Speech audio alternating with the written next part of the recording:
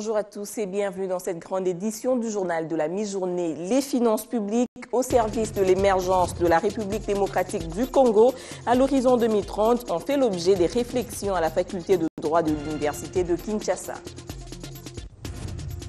Poursuite du processus électoral, la Commission électorale nationale indépendante continue de mener des concertations avec toutes les catégories sociales à l'instar de la rencontre qu'elle vient d'avoir avec des leaders des églises de réveil.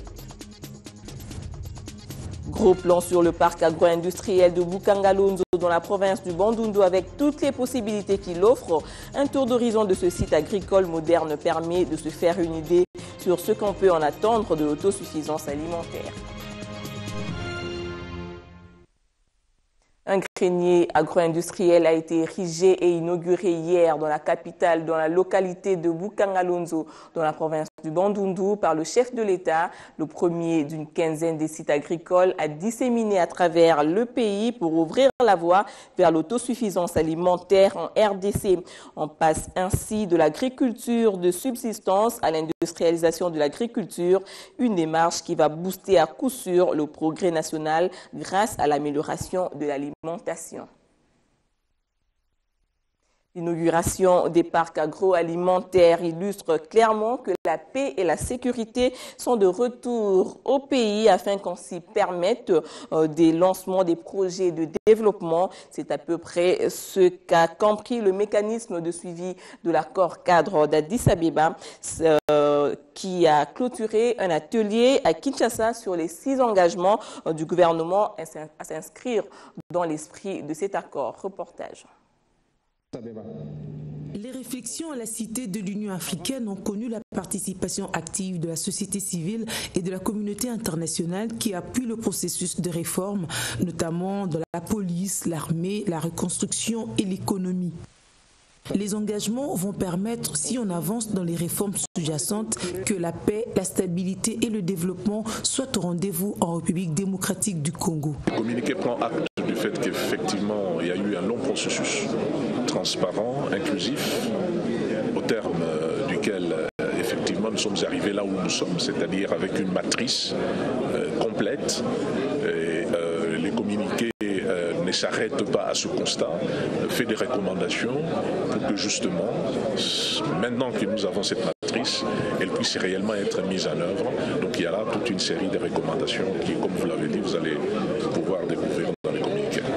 Toutes les provinces de la RDC y avaient pris part, à l'exemple de la province orientale, dont un des délégués se réjouit d'avoir participé à l'élaboration des suggestions reprises dans le document final. Il n'en reste que l'expression de la volonté politique pour la mise en œuvre de ces activités qui ont été formulées, proposées, en vue d'atteindre les objectifs qui sont les nôtres pour l'accomplissement de la paix et de la sécurité à travers tout l'État. Pour rappel, l'accord cadre était signé à Addis Abeba en Éthiopie en février 2013. Tous les pays de la région des Grands Lacs ont paraphrasé ce document initié pour mettre fin à la guerre de l'Est déclenchée par les M23 de triste mémoire. Le progrès de l'agriculture suppose aussi la bonne tenue des finances et la 6e réunion ordinaire du comité de politique d'évolution récente de la conjoncture internationale, l'appréciation des vulnérabilités susceptibles d'influer négativement sur les perspectives à court terme en matière de stabilité des prix et l'adoption des décisions de la politique monétaire qui ont mis autour d'une table des experts de ce comité. Ces derniers ont décidé, entre autres, d'alléger, voire doter toute contrainte sur les dépôts en monnaie locale. Julie Sefou. Au regard de la stabilité remarquable du cadre macroéconomique et afin d'améliorer la collecte des données en monnaie nationale indispensable au financement des activités productives intérieures, le comité de politique monétaire, se fondant sur ces analyses, a décidé d'ôter et d'alléger toute contrainte sur les dépôts en monnaie nationale. Ceci résulte de cette 6e réunion ordinaire de l'année du comité de politique monétaire de la Banque centrale du Congo, présidée ce lundi par le gouverneur Deogracias Mutombo Mwananyimbo. Ainsi, le coefficient de la réserve obligatoire passe désormais de 3% à 0,0% pour les dépôts à terme et de 7% à 5% pour les dépôts à vue.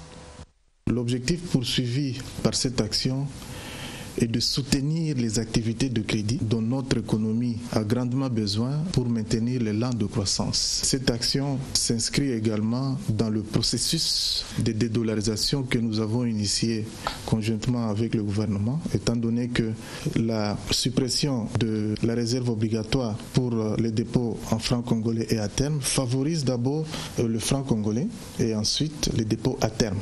Et la faiblesse de l'encours de crédit à l'économie constitue un obstacle majeur interne à la consolidation de notre croissance. C'est parmi des défis qu'il convient à tout prix de gérer pour accompagner la croissance que nous enregistrons aujourd'hui. Par ailleurs, le comité de politique monétaire de la Banque centrale du Congo décide du maintien du taux directeur à 2% et les coefficients de réserve obligatoires sur les dépôts en monnaie étrangère, aussi bien à vue et à terme, respectivement à 8% et à 7%. En outre, la baisse du coût des crédits bancaires. Voilà entre autres préoccupations de la BCC en vue de soutenir les investissements des entreprises. Il y a une rigidité à la baisse des taux débiteurs de banque qui sont aujourd'hui à 17% pour les crédits en francs congolais et 15% pour les crédits en devises. C'est une situation qui nous préoccupe plus au point, à telle enseigne que nous venons de mettre sur pied une commission interinstitution qui est chargée d'examiner en profondeur les facteurs à la base du coût élevé du crédit bancaire, et cette commission devra proposer des mesures incitatives et non coercitives susceptibles de permettre cette baisse de coût du crédit bancaire de manière à ce que les crédits bancaires aujourd'hui deviennent accessibles et rentables pour les investissements de nos entreprises. Le comité de politique monétaire encourage le gouvernement à poursuivre, voire accélérer la mise en œuvre des réformes structurelles, gage d'une croissance économique vigoureuse, verte et inclusive. Au-delà des milieux professionnels, les finances publiques agitent également des milieux universitaires à l'image de cette 9e édition du Forum sur la matière qui s'est tenue hier à la salle de promotion de l'Université de Kinshasa à l'initiative de la faculté de droit sur les voies et moyens d'entrevoir comment rationaliser les finances publiques en vue de permettre à la RDC d'atteindre son émergence à l'horizon 2030. Félix Matoudi et Julie Sefou. Ces scientifiques sont de l'université de Kinshasa. Ils prônent l'éveil et la prise de conscience pour une gestion orthodoxe de finances publiques de l'État congolais. Analyser, étudier et soumettre à la réflexion les différentes sources des mobilisations de recettes, un des moyens pour atteindre leur but. En cette conférence-débat organisée à l'occasion de la 9e édition du Forum de finances publiques en RDC sur le thème « Les finances publiques saines pour un Congo émergent ». Enjeu, perspective, pousser les gestionnaires de la chose publique dans la logique de la performance au regard des assignations et au respect de lois financières. Nous organisons ce forum pour sensibiliser à tous les enjeux et à tous les défis, et nous considérons que 2030, faire du Congo un État émergent, ce n'est pas de chimère, c'est possible, mais à des conditions que nous allons nous-mêmes nous accorder de manière à atteindre les objectifs qui est le développement du Congo dans tous ses aspects.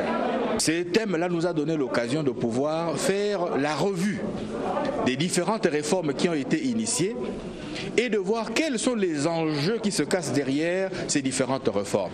Lorsque nous regardons également les grandes mutations qui s'opèrent sur le plan international et la même mise surtout de la communauté internationale sur tout ce qui se fait en RDC, alors nous nous sommes posé la question, est-ce un véritable mythe ou bien tout simplement une réalité? Et les débats nous ont permis de conclure qu'il y a encore énormément de défis à pouvoir relever pour y arriver. Ce forum, un cadre qui veut booster l'interaction et les échanges responsables entre ceux qui ont la charge de gérer les finances de l'État et les étudiants futurs cadres du pays. Ce forum vient ouvrir des portes aux étudiants de réfléchir sur ce qu'est le pays, sur ce qui peut devenir le pays. Eh bien, je pense que si l'État pourrait s'imprégner encore avec cette initiative de manière à les vilipender, à les tendre même dans l'échelon national, je pense que ça serait une bonne chose et une merveilleuse chose, dirais-je mieux, pour que la jeunesse participe de par sa réflexion ensemble avec le professeur pour viser un peu l'émergence du pays ou le développement du pays. La RDC est sur les points de non-retour. Elle ne doit lésiner ni sur le moyen, ni ménager ses efforts pour sortir de pays sous-développés. Des étudiants sont confrontés par ailleurs aux problèmes de santé sexuelle et de la reproduction face auxquels le ministère de tutelle a organisé un atelier d'actualisation, d'adaptation et d'adoption des outils de formation à cet effet dans l'objectif de doter le programme national de santé de l'adolescent des modules de formation des partenaires des services de santé révisés et actualisés. Cela vise des prestataires cliniques et communautaires. Patricia Panzou pour le reportage. Ils sont au total 40 participants issus du gouvernement, des ONG nationales et internationales, ainsi que des associations des jeunes. Tous participent à l'atelier en vue d'actualiser, d'adopter et d'adapter des outils de formation clinique en santé sexuelle et reproductive des adolescents et jeunes pour les prestataires cliniques et les communautaires. Les experts ont 4 jours pour doter le pays, à travers le programme national de santé des adolescents, des modules, des prestations révisées et adaptées. Notre programme a comme mission d'intégrer son paquet d'activités dans le système national de santé. Et pour ça, il faut avoir de bons prestataires qui ont été bien formés. Et pour bien former les prestataires, nous avons besoin de bons modules de formation. Nous sommes venus aujourd'hui justement pour adapter, contextualiser notre module de formation, lequel module de formation en fait est décliné du grand module élaboré par l'Organisation mondiale de la santé qui est l'OMS. Appuyé par plusieurs partenaires dans le projet ASSP Pathfinder, cet atelier vise également à améliorer la qualité de l'offre des services de santé aux adolescents et jeunes. Les prestataires, quand ils seront formés, l'idéal pour nous, qu'ils offrent des services de santé de qualité. Pourquoi? Parce que nous avons besoin que la jeunesse soit en bonne santé. Et il y a un adage qui dit, dis-moi quelle est la santé de ta jeunesse aujourd'hui, je te dirai quel sera ton peuple demain. Et donc l'idéal pour nous, c'est d'avoir des jeunes bien formés qui ont une très bonne santé pour qu'ils puissent bien contribuer aux dépenses socio-économiques de ce pays. C'est aussi ça l'émergence du pays, c'est avoir des jeunes qui sont bien formés. Du 15 au 18 juillet 2014, le PNSA devait être en mesure de bien prendre en charge les adolescents, car les études démontrent que 65% d'adolescents âgés de 15 à 19 ans ont déjà fait leur premier rapport sexuel. L'avenir, c'est aussi les futures élections en faveur desquelles la CENI ne cesse de multiplier des échanges avec divers partenaires, à l'instar des leaders des églises de Réveil qu'elle a rencontrés aujourd'hui, quelques jours après avoir eu des discussions avec des institutions provinciales de la ville de Kinshasa. L'unique credo de l'institution d'appui à la démocratie avec des interlocuteurs, garantir le scrutin libre, transparent et apaisé afin de minimiser des cas de protestation. Des confrères accompagnent cette édition à travers les lignes. Poursuite brutale des expulsions. Forum des As qualifie Kinshasa de dindon de la farce au mépris du protocole de Luanda et des conclusions de la réunion bipartite. Le Congo-Brazzaville expulse encore 10 000 ressortissants de la RDC vivant à Pointe-Noire. Les RD congolais ayant choisi le Congo-Brazzaville comme deuxième patrie continuent leur martyre par la poursuite des expulsions brutales. Cette fois-ci, c'est la ville portuaire de Pointe-Noire qui est à l'honneur depuis la semaine dernière. Chaque jour, il y a au moins 1000 ex-Zaïrois qui traversent la frontière, chassés de la manière que l'on sait par le pouvoir de Denis Sassou Nguesso.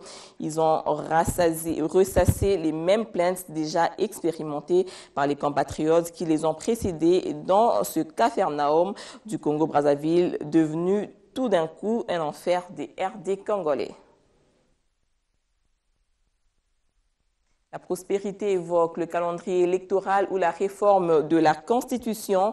RDC Paris évoque l'angle de la stabilité et sécurité. Plutôt que de vous parler de calendrier électoral ou de réforme de la Constitution, je voudrais aborder cette question sous l'angle de la stabilité et de la sécurité. En effet, pour se développer, un pays, quel qu'il soit, a besoin de ces deux piliers pour réussir à enclencher une dynamique positive. La stabilité n'est pas synonyme de statu quo. La stabilité, selon Luc Alad, ambassadeur de France en RDC, c'est le fonctionnement régulier des institutions et des pouvoirs publics, le respect des libertés publiques consacrées par la Constitution. La stabilité dans une démocratie, c'est aussi le respect des prérogatives et de l'indépendance des différents organes qui ont chacun, dans leur sphère propre, un rôle éminent à jouer. Le législatif, l'exécutif et le judiciaire. Derrière la Constitution et à son fondement qui est le consensus national autour des règles communément admises de fonctionnement de la société et des pouvoirs publics. Nous allons nous séparer sur une information qui porte sur la religion à l'occasion de la commémoration des 20 ans d'existence de l'église Parole de Vie, extension de la Borne. Une grande manifestation y a été organisée durant 4 jours avec plusieurs invités venant d'Europe et d'Afrique du Sud. En 20 ans d'existence, quel est l'apport d'une église sur les plans spirituels et social? Réponse dans ce reportage signé Christian Elongo. 4 jours de manifestation du 8 au 13 juillet 2014 pour célébrer les 20 ans d'existence de l'église Parole de Vie en République démocratique du Congo. Thème choisi, les nations pour héritage, les extrémités de la terre pour possession. Créé le 8 mai 1994, l'initiateur de cette église revient sur sa genèse. Nous étions serviteurs des dieux venant de l'église de la Borne, formé, encadré par celui que vous connaissez tous, le pasteur André Jacques Verneau, qui nous a donné l'occasion de faire une formation dans des institutions formelles, mais aussi de faire une formation pratique qu'il a lui-même encadrée. En 20 ans d'existence, l'église Parole de Vie a une grande amphithéâtre à Limete dans la ville de Kinshasa avec 14 extensions dans les pays et à l'étranger. De quoi dire que l'église n'œuvre pas que dans la sauvegarde de l'âme et de l'esprit, mais aussi dans les œuvres caritatives et sociales avec comme clou la construction d'une école. Depuis 1999, soit 5 ans après l'existence de la Parole de Vie, nous éduquons en moyenne 400 enfants chaque année. Et nous pourvoyons à l'emploi de plus ou moins 35 personnes. Ici, je ne parle que de notre structure éducative. Mais lorsque nous parlons de toutes nos structures, nous employons, la Parole de Vie emploie 51 Congolais. Pour une illustration, en voici une d'une église proche du social de la population. Un reportage de Christian Elongo rendu par Alain Boma. Fin de ce journal. Merci de rester branché sur B1 Télévision.